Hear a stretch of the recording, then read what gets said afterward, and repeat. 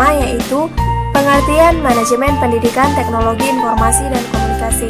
Namun sebelum itu, kita harus mengetahui terlebih dahulu apa itu manajemen. Manajemen merupakan bagaimana cara kita mengontrol, mengelola, ataupun mengatur sesuatu.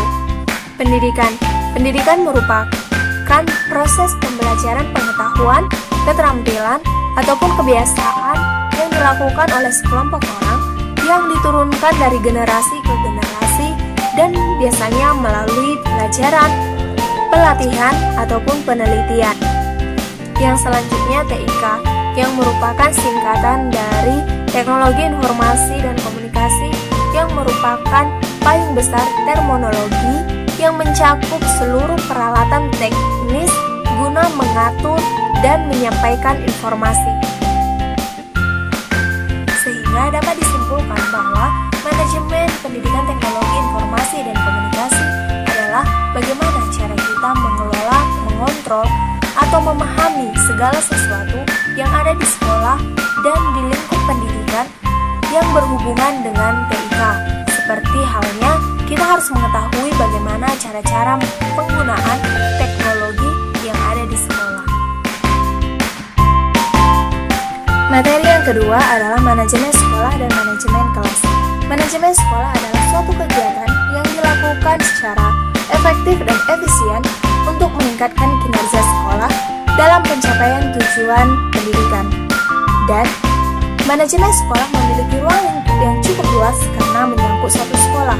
Adapun tujuan manajemen sekolah yaitu meningkatkan tanggung jawab kepada orang tua, pemerintah, dan masyarakat tentang mutu sekolah dan meningkatkan kompetisi yang sehat antar sekolah tentang mutu pendidikan yang akan dicapai.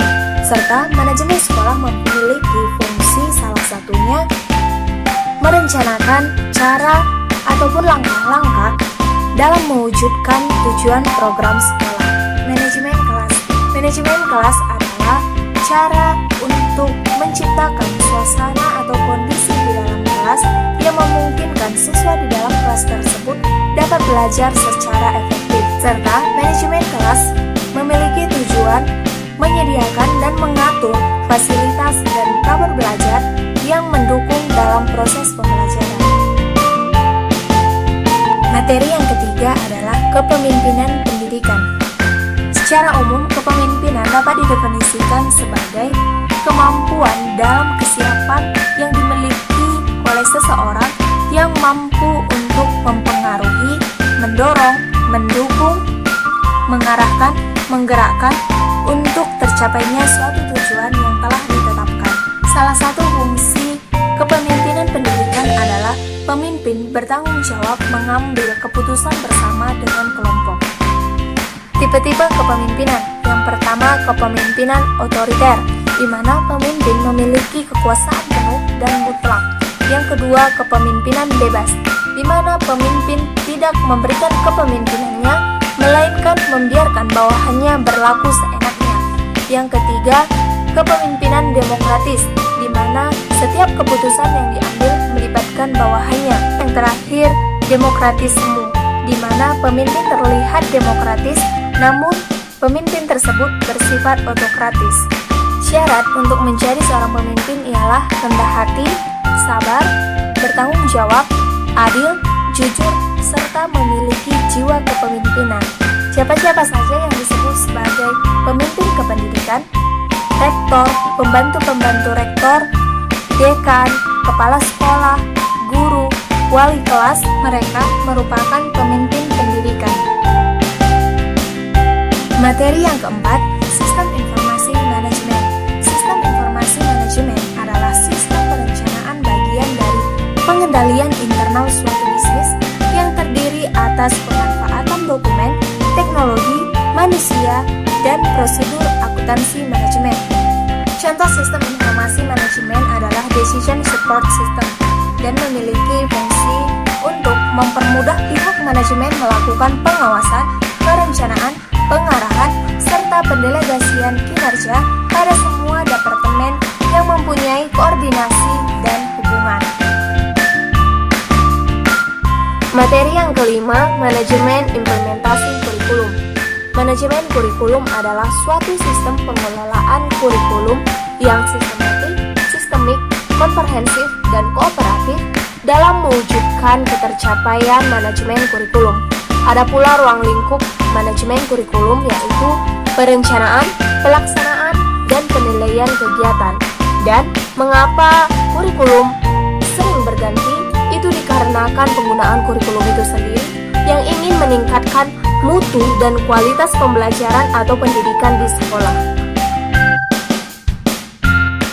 Materi yang keenam, manajemen peserta didik, tenaga pendidik, dan kependidikan. Manajemen peserta didik adalah bagaimana mengatur peserta didik mulai masuk sekolah hingga lulus sekolah, dan memiliki fungsi untuk mengatur kegiatan-kegiatan peserta didik agar kegiatan-kegiatan tersebut dapat menunjang proses pembelajaran di dalam sekolah, atau agar pembelajaran di dalam sekolah dapat terarah, teratur, lancar, sehingga dapat memberikan kontribusi kepada pencapaian sekolah dan tujuan pendidikan secara menyeluruh.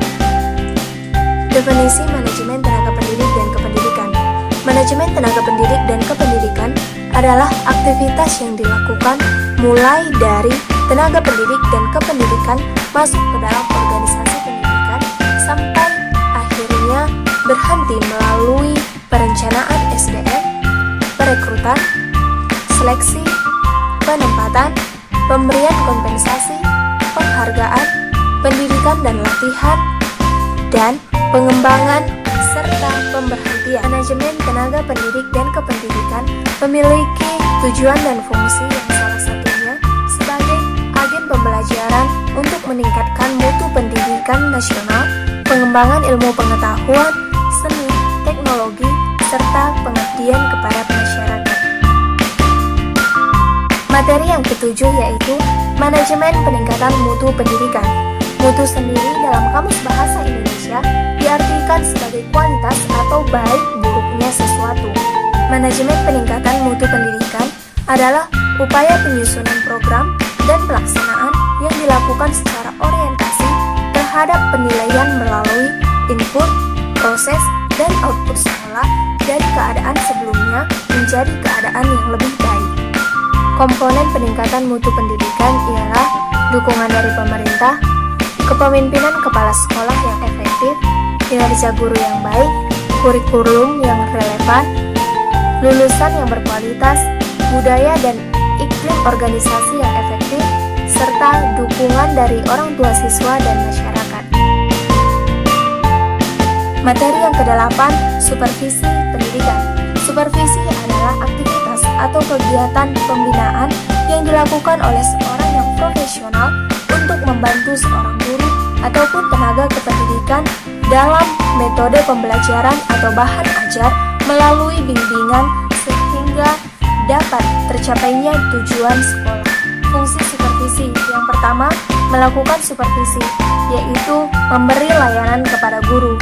Yang kedua, penilaian, mengetahui fakta yang terjadi dalam proses pembelajaran. Yang ketiga, pembinaan, memberikan pembinaan kepada guru yang mengalami masalah dalam proses pembelajaran. Prinsip-prinsip supervisi. Yang pertama, prinsip ilmiah. Yang kedua, prinsip demokratis. Yang ketiga, prinsip kooperatif. Yang keempat, prinsip konstruktif.